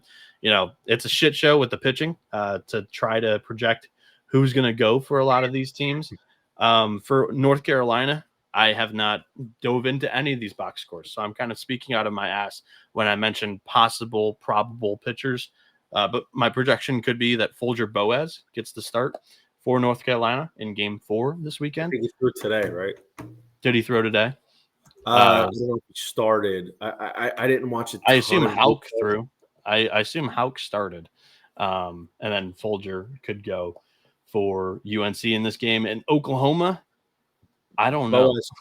Boaz could throw. He threw 34 pitches today. Okay. So, yeah, he probably doesn't start. It might go to Lynch if Lynch hasn't thrown a ton. He started a game in the ACC tournament. But, yeah, North Carolina, today, I should say, quite a offensive showing from North Carolina or from Oklahoma. They put up 9 runs in that winner's bracket game, 17 in the loser's bracket game. They scored 26 runs in the day. That was an offense that I really kind of doubted. I took the under in Oklahoma, Nebraska. So it was a great day. Are they going to be able to follow it up against North Carolina tomorrow? Me personally, I'm going to doubt it. I'm going to take the Tar Heels once again to win this game, get out of the Chapel Hill Regional. Johnny, your thoughts here? Yeah, it was disappointing because UNC had a couple chances to, their pitching really wasn't that good. They surrendered some runs early. Their offense had a chance to get them back in it, take the lead. They couldn't do it. They left runners on. I think they had bases loaded, nobody out in the 7th or the 8th, and they didn't score a run. Like, I don't know how that's possible. I don't understand it, but here we are. UNC decided to take a nice 2-0 advantage, absolutely jump all over Kyson Witherspoon, but they still find themselves in a winner-take-all regional game. I had UNC representing the left side of the bracket for the College World Series. I'm going to stay with the pick. I don't like to jump ship on my picks. I think they're the more talented team. I think the UNC Tar Heels will be winning this region. And the fact is they will be facing the Arizona Wildcats next week. Yeah, just to get a number here, because I don't believe we have odds out there currently. 6 Monday games. The College Baseball Insiders matchup predictor has North Carolina minus 295 and Oklahoma plus 295, straight up without any pitching projections in this matchup. I have a question for you. How does it work if, knock wood, say Oklahoma were to win and Oklahoma, Arizona play? Who's both teams bid? So you put in a bid, however much money you think it's worth for you to host, and then you get to reap the benefits of the entire weekend of income that you get. A big tiebreaker is how much both programs and athletic departments bid to host, but also it goes into facilities, and Oklahoma doesn't really have the best, and Arizona's got a former minor league stadium. So I think Arizona would probably get the nod there on a bid. I really do.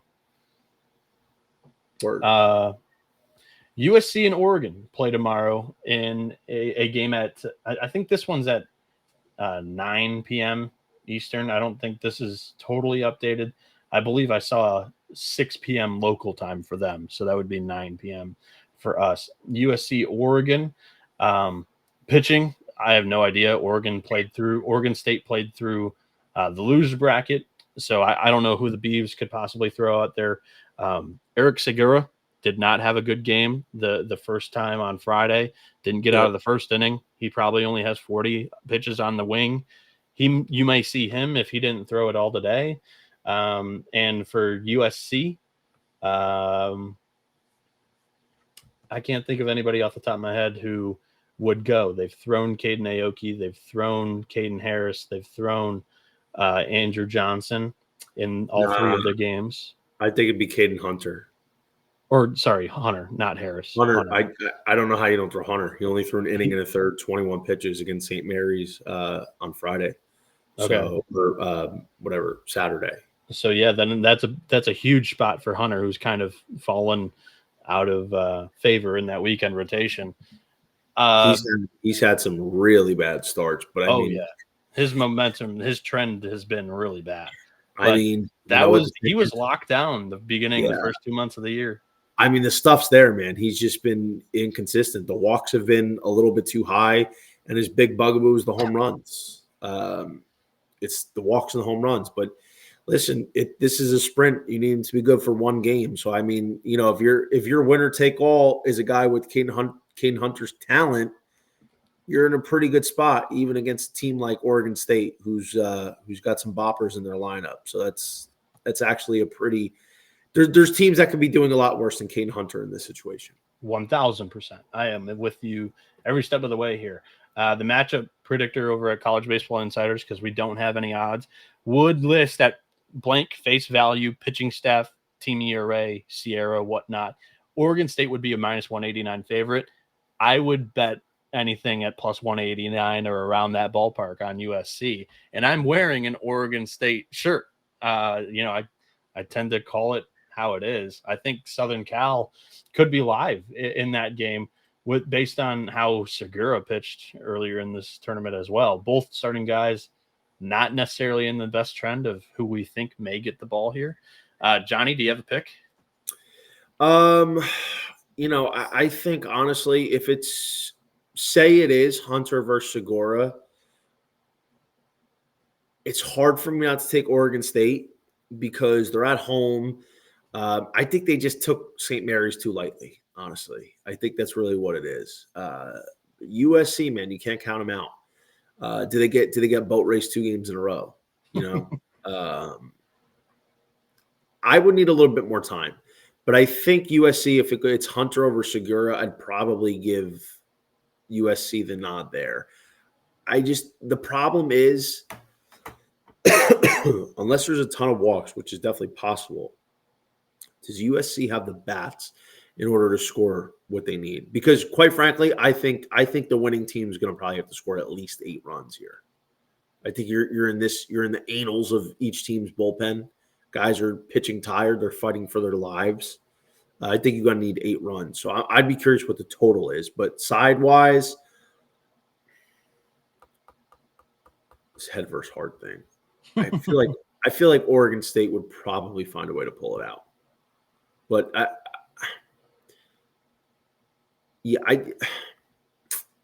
don't really love Oregon State this year. I was big on them last year. They were one of my big teams last year, Oregon State. I feel like they would find a way to pull it out. But I got news for you. If we get a total in like the 14.5 range, I think we got to play that over. There's absolutely a scenario where Segura shows up. He does well because he's capable. Caden Hunter shows up and does well because he's capable. And we see something that's like a 6-3 game. But there's also a scenario where like both of them aren't sharp and the bullpens are just gassed and it ends up being a higher scoring game. So I'd probably look for the over. The next game here is Ole Miss and Murray State. And give me the over. Before we even talk about this thing, this has to be 18 for me to not take the over here, based on the lacrosse scores that we've seen in this regional so far.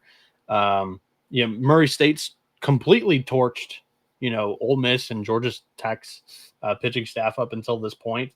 That first game against Georgia Tech, Ole Miss throws Cade Townsend for 43 pitches. They throw Mason Nichols for 43 pitches. They throw Will McCausland for 30. All of those guys kind of will be wait and sees to see if they come back.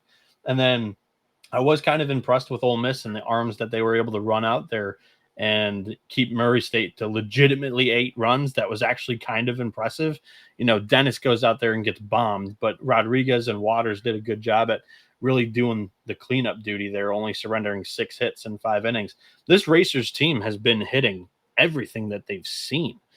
It's been really, really impressive. However, Ole Miss dropped 19 today on that pitching staff, and I'm very curious of what Murray State decides to do. I think they go back to Nick Schutte, who threw that first game against Ole Miss, looked really impressive, goes 8 innings, gives up 4 or 5 runs. I can't remember how many, but we saw it with Evansville last year, the 4 seed that was sitting in the winner's bracket of the Greenville region. Even though it was their 4th game, they went back to their ace. And I think that Schutte might be game. So if that's the case, that's pretty interesting. For Ole Miss, I have no idea. And that's why I'll probably go back to Riley Maddox, as you've played 4 games in this weekend. You've used 9 arms on Sunday. I think you probably have to go back to square one on who you threw on Friday. So yeah, this matchup's tough. I probably go Murray State money line. I definitely go over. Johnny, your thoughts? I'd have to see the price. I picked Ole Miss to win the region, to be honest, but like if you're going to give me Murray State even close to plus 200, how do you not take it? The overs is no doubt. Look at this is Ole Miss this weekend. 15 runs against Murray with Murray combined with Murray State first game. Next game against Western Kentucky was 14 runs. Georgia Tech earlier today, 20 runs. Murray State this evening was 20. What was that? 27 runs. They scored 30 runs today in a doubleheader. That was insane. So, I mean, like, listen, dude, I did pick Ole Miss, but it wasn't because I thought they were that good. I mean, listen, if you're going to give me Murray State anything close to, like I said, 2-1, how are you not going to take it? I just, I think that's it's kind of crazy. But yeah, dude, the over. I mean, I hope we get like a 15.5 or something like that. I mean, we're hitting this motherfucker. No questions asked. I really don't know who you would throw if you're Ole Miss, dude. I think Riley Maddox is probably the guy you got to go back to, and that's a little alarming considering the amount of home runs and walks this kid gives up. But the talent's there, and we've seen him have big outings before. He threw 70 pitches on Friday. That's not too many. You can definitely come back out here and at least give your team 3 or 4. Yeah. On short rest. Randy, man, in the chat. No shit, they're AI based. I look at the format of the text and it's not even completely sending because it's too many characters after the 4th line. I appreciate the effort, but we're okay. I like I said, I appreciate the effort, but I mean, I've already kind of put you in timeout for trying to promote your own whatever you're trying to do. But yeah, thanks for joining us. We've got a great community here, 60 plus watching live at 3 a.m. Johnny, we were shooting for an hour show and we've gone way over, but we're having fun. Let's continue on with the Monday picks. We've got 6 games. We've already talked about 3 of them. Wake Forest, Tennessee. Johnny, I'll put you up on a tee. You go ahead, bat lead off here. What do you expect between the Demon Deacons and the Volunteers on Monday? Tennessee really had to lose that game today. Again, what was the problem when they were going to play LSU a month ago? What was my biggest concern for Tennessee? You remember? Your starting pitching depth? Fucking bullpen, dude. God damn, you don't remember? We talked about this ad nauseum. The bullpen let them down today. I mean, they should have been able to beat Wake Forest, and they didn't. They coughed up some late runs, and that ended up hurting them. And I think one of the problem with Tennessee this year is Liam Doyle has not been good in the last month. He's been a problem. And when your starting pitching depth is as thin as Tennessee's been for the second half of the year, you need Doyle to be on point. But the biggest problem is they haven't had a number 3 pitcher all year. Yeah. So I don't know who they're going to go with. And I think they're probably going to have to do some little combination here. I mean, Dylan Loy, he threw 21 pitches today. I wonder how much they give him. Like Brandon Arvidsson's done. He threw 108. Nate Snead, do you go back to him? He threw 41 pitches today in a loss, which is definitely not ideal if you're Tennessee. I mean, honestly, the guy I would probably maybe consider, but then you have to consider his health because it's a draft year from his AJ Russell. AJ Russell threw 51 pitches yesterday. You can't. There's no way. Well, that's what I'm saying. You can't go to him then, right? So who would you possibly go with? I mean, Tegan Coons seems like a guy that I think you probably have to throw out there. Maybe Tanner Franklin. Did he throw today?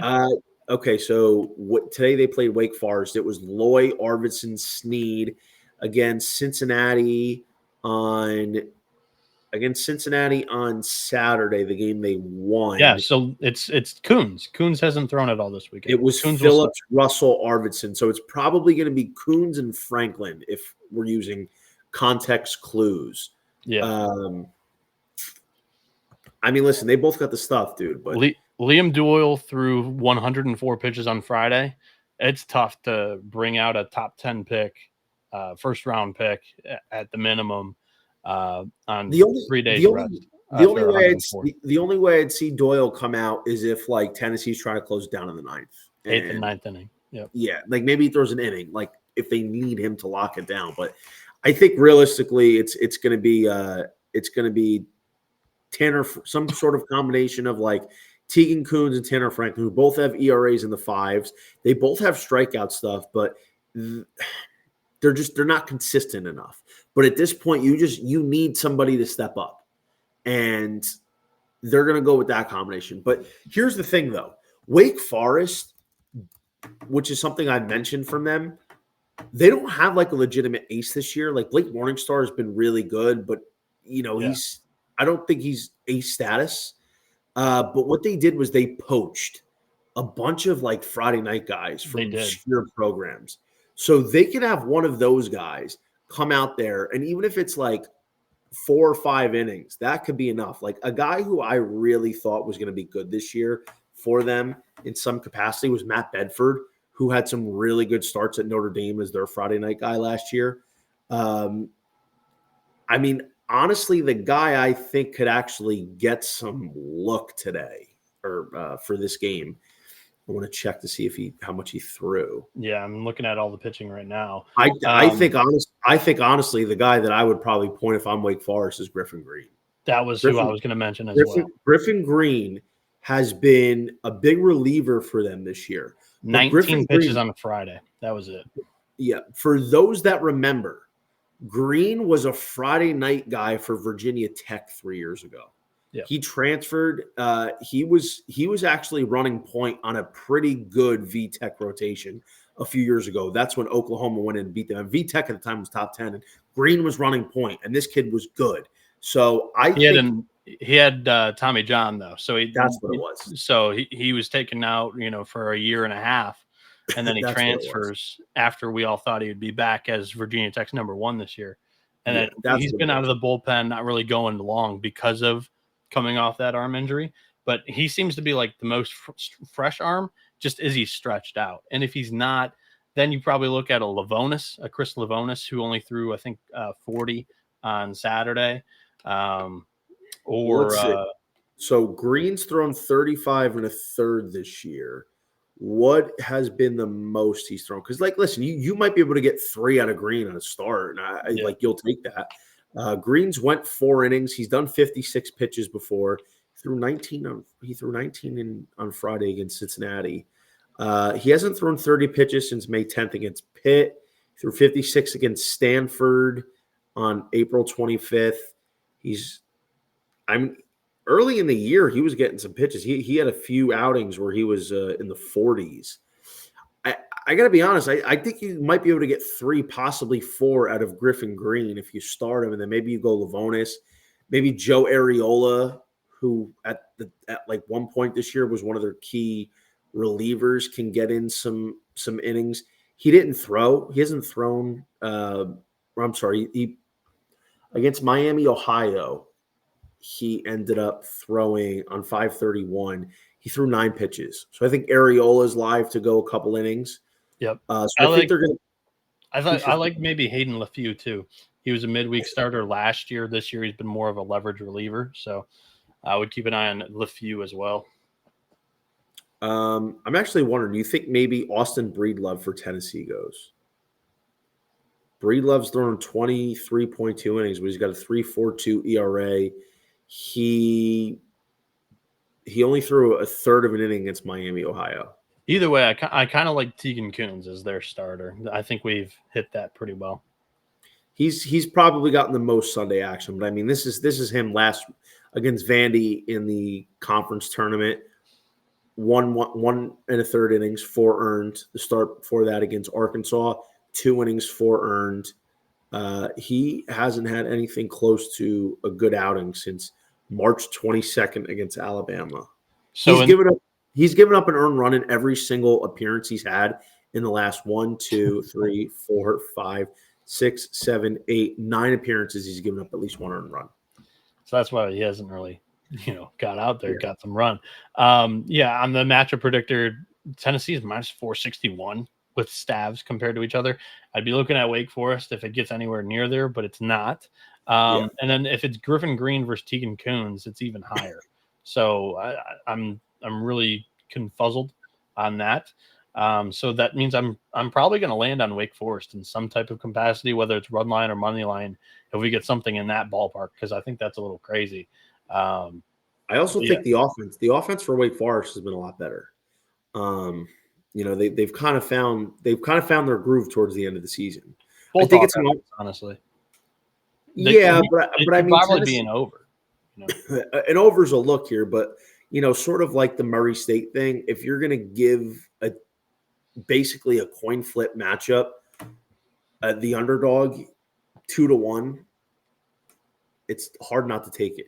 No betting. Like betting aside, I picked Tennessee to go to the College World Series, so I'm going to stay with that. But in terms of a bet, like I would think Wake Forest, if you're getting anything close to that number, is definitely worth taking a ticket. And I'd be curious to see what the over is or the total is as well. We don't have to spend a ton of time on this matchup. LSU Little Rock. The Trojans do have the hammer. They will be the home team in this matchup. Again? Yeah. It goes on how many home games have you played in the regional. It's ridiculous. That's ridiculous. I like it. I hate it. If you're the regional host or super regional host, you earn the right to be the host. You should never be the away team. How much do you want in that advantage? You already host. You already have your home field and home fans. You should get every single advantage. Like Little Rock doesn't deserve an advantage in any. You don't need to be the home team every game. You do, and like you should. Your LSU shouldn't. You're the host. You shouldn't be, especially shouldn't be the away team in back-to-back games. The fuck? I think it should be. Little Rock's only been the home team once prior to the regional final, so now it's going to even out. But look, Little Rock in their 5th game, they probably go back to the combo of Jackson Wells, and they'll even probably use Jack Klein on 2 days of rest or 1 day of rest, whatever. Like they're going to go all out for a regional W. I feel LSU. That's one of your things where are you going to trot out one of those first rounders on short rest? I don't think Einstein's coming out of that pen to throw. This is quite interesting because they're probably going to need that one guy to show up and pitch really well. We did not see that out of the bullpen today in that same exact position, Johnny. Yeah, that third starter, man, Chase Shores really let them down. And they've been fumbling to find a third starter ever since. Anthony Ianson threw 98 pitches on Friday. So, in regards to like that Liam Doyle kind of scenario, I don't see him throwing more than an inning, maybe 2. Mm-hmm. So you're going to need somebody to step up. Now, I guess what the question is, like, what's been the usage for like a Zach Cowan this weekend? Has he thrown a lot? I haven't seen if Cowan's really been used that much this weekend. But listen, dude, I got to go. LSU is my College World Series pick. I got to go with LSU. I can't fucking take Little Rock. I mean, listen, if the run line is like 4.5 again, something crazy, then, I'm going to take the Little Rock plus 4.5. But the fact is, I'm taking LSU. But here's interesting. Something's interesting. Zach Cowan hasn't thrown since May 15th. Yeah, he hasn't thrown at all this weekend. I was just going through all the game logs. Is he hurt? No, I think that you're probably saving him for the doomsday scenario. Because game 1 against Little Rock, they won 7-0. Anthony Ianson went out there and shoved. Game number 2, they blow out Dallas Baptist, and Cade Anderson goes out there and shoves. So you don't need to use a top arm there. And then today was a total shit show, and you got down early, so you weren't going to use Zach Cowan out of the leverage inning, So he probably starts. I think Zach Cowan's a stud. He hasn't pitched in a while. That's the one thing that concerns me because like that's the rust versus rest.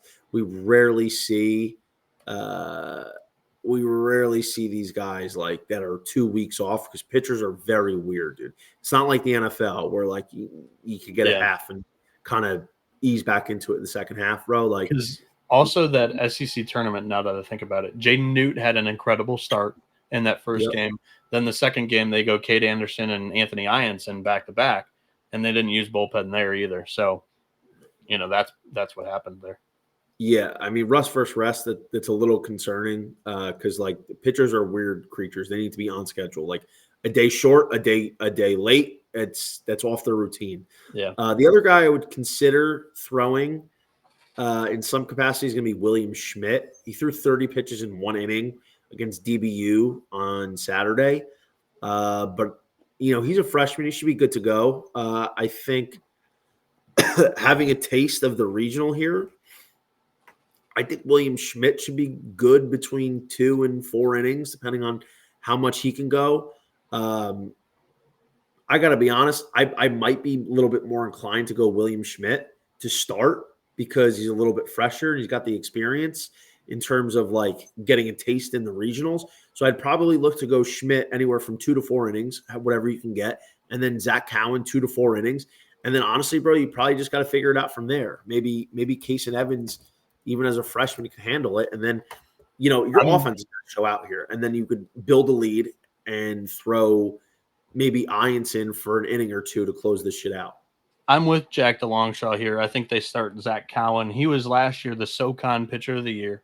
In the regional, he went out there and shoved for 8 innings in the losers bracket game for Wofford. So I think Cowan gets the ball early and gets to be able to dictate this game.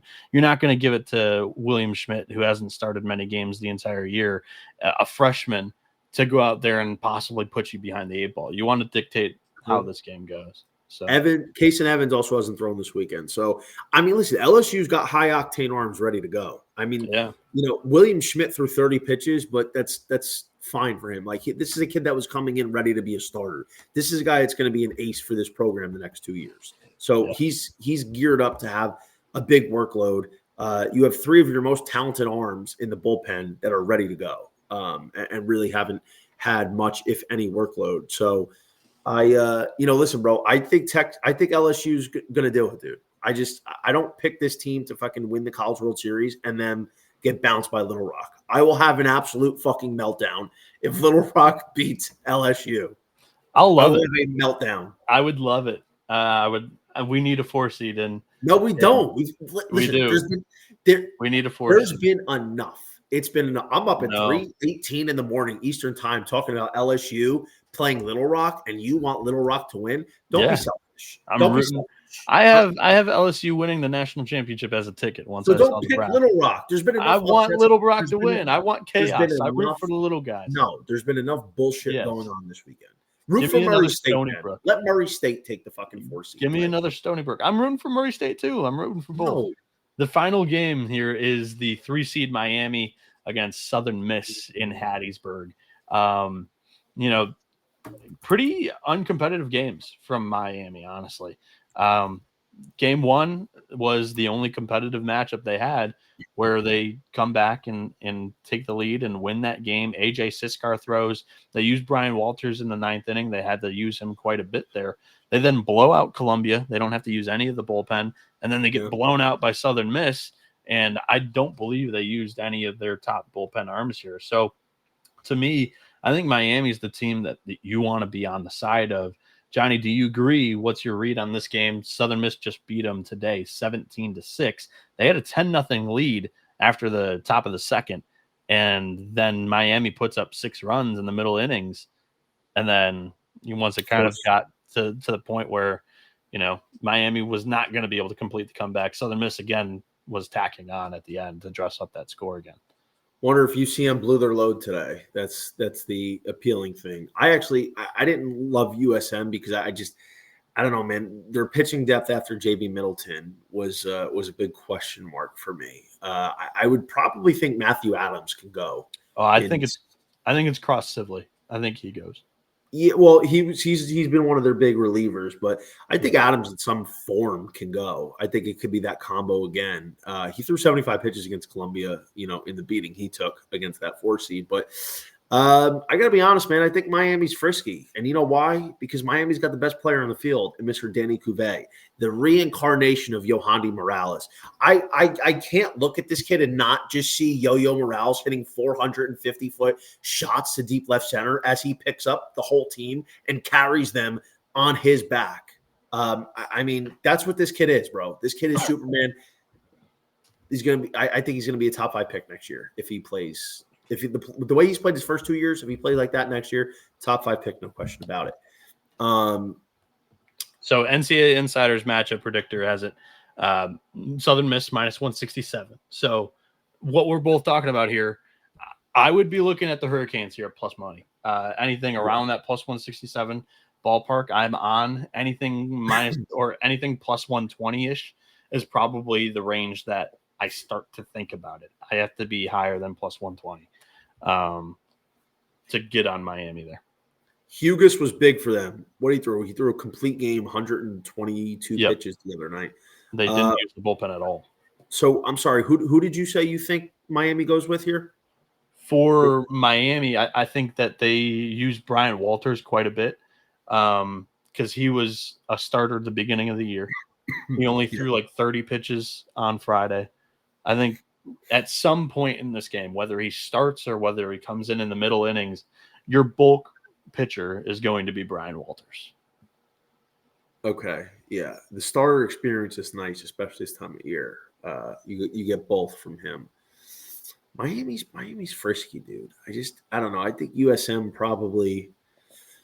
I could see USM running out of bullets. I could after putting up a 17 spot. I'm just trying to see how many pitches Walters is throwing. I think it's 30-ish on Friday. Truth be told, dude, I think because this is one like I don't really care. I don't personally see either of these teams having. Walters threw 29 against Alabama on Friday. Oh, he hasn't thrown. So yeah, Walters starting makes sense to me. You got to get probably 4 or 5 from him. Yeah, listen, dude, if you're getting like 150 with Miami, I think you got to take it because I mean, personally, I don't think there's a big advantage on either side. And basically at a coin flip game, if you're going to give me the big plus money with a team like Miami, who's got the best player on the field, it's got to be Miami. All right. That wraps up the picks portion of this. Before we get out of here, Dilly Daggers is begging to know what happened. I'm going to keep it short and sweet because I don't even really know. It was not public, but Kevin O'Sullivan was upset with the game time being moved back an hour. I assume that he probably had Pierce Coppola warming. And Coppola is a guy that has gone through multiple arm injuries. So if you move the game time back, he's going to be, of course, upset because now you've got him sitting around for 45 minutes to an hour if you have him starting to get warm. So that was what happened. I'm sure that O'Sullivan voiced his opinion about it, and the site athletic director for Coastal Carolina, or at least the representative, was Gary Gilmore, who is the retired, former head coach of Coastal Carolina. And Kevin Schnall didn't like it, and that's why he voiced his opinion about it in the postgame presser. So that's going to do that for the show. You can follow me on social media at NoahB77_. You can follow Johnny at _JohnnyVTV. Johnny, anything that you want to plug? Monday should be an outstanding day of baseball. Once again, should be really coming down to whichever offense is hotter, honestly. That's going to be dictating it. But your thoughts? Yeah, 1 game sprint, dude. It's a 1 game season right now. If you got any bullets left, use them all in this game. And let's real quick, we got to give a quick shout out. Congrats. Clap it up for our boy Jack Caglione. Jack got called up this evening. It was a brutal weekend, but in this just pure sight of brutalness, there was beauty. The Italian prince from Tampa will be a Kansas City Royal come Tuesday evening.